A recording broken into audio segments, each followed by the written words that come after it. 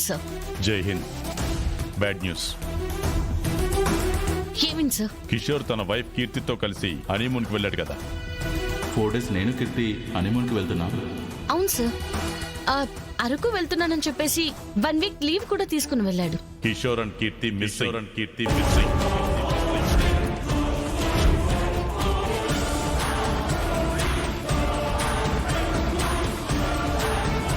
What? మిస్సింగా? ఏం జరిగింది సార్? తెలీదు కేదార్, కానీ 2 days నుంచి ఇద్దరు ఇంట్లో వాళ్ళకి ఫోన్ చేయలేదంట. ఇంట్లో వాళ్ళు కూడా కొత్తగా పెళ్ళైన వాళ్ళు కదా, సరదాగా తిరుగుతున్నారేమో అనుకుని కంప్లైంట్ ఇవ్వలేదంట. కానీ కిషోర్ ఎంత పెద్ద మెషిన్ లో ఉన్నా, ఏ పనిలో ఉన్నా రాత్రి 9 గంటలకి వాళ్ళ అమ్మగారికి కాల్ చేయకుండా ఉండదు సార్. కిషోర్ 2 రోజులుగా కాల్ చేయలేదంటే వాళ్ళు వెళ్ళిన ప్లేస్లో సిగ్నల్స్ లేకుండా ఉండాలి. అలా ఉంటే కిషోర్ వాళ్ళ అమ్మకి ముందే చెప్పేవాడు కదా. ఎగ్జాక్ట్లీ. వాళ్ళ అమ్మ అనుమానం కూడా అదే. కిషోర్ ఇలా చెప్పకుండా కాల్ చేయకుండా ఎప్పుడూ లేడు. సో భయపడి స్టేషన్కి వచ్చి కంప్లైంట్ ఇచ్చారు.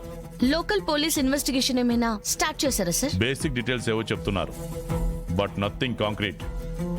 రూమ్ నుంచి ఇద్దరు 2 రోజుల ముందు బయటికి వెళ్లారు. అప్పటి నుంచి వాళ్ళు తిరిగి రాలేదు. ఒకటే కేసులో ఇన్ని కోఇన్సిడెన్స్ అయితే ఉండవు కదా సార్, కానీ ఇన్నున్నాయి. ఎక్కడో ఏదో తప్పు జరిగింది. అవును, తప్పు జరుగుంటే మనం లేట్ చేసే కొద్దీ కిషోర్కి డేంజర్ పెరుగుతూ ఉంటుంది. అందుకే మీరిద్దరూ నెక్స్ట్ ఫ్లైట్లోనే వైజాగ్ వెళ్ళండి. అక్కడ ఇన్స్పెక్టర్ని మీకు బ్రీఫింగ్ ఇవ్వమని చెప్తాను.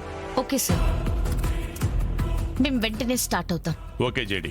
సార్ చెప్పు జేడి. కిషోర్ కనిపించకపోవడం వెనక మీననేమైనా? తెలీదు. కిషోర్ని పట్టుకుంటే నీ ఐడెంటిటీ ఏమైనా దొరుకుతుందని మీనాన్ని అటాక్ చేస్తుండొచ్చు. పాసిబిలిటీ ఉంది, బట్ కన్ఫర్మేషన్ చేసే ఇన్ఫర్మేషన్ లేదు కదా. ఓకే సార్, మేము వెళ్ళి కనుక్కుంటాం. Take care. Good luck. Jai Hind sir. Jai Hind.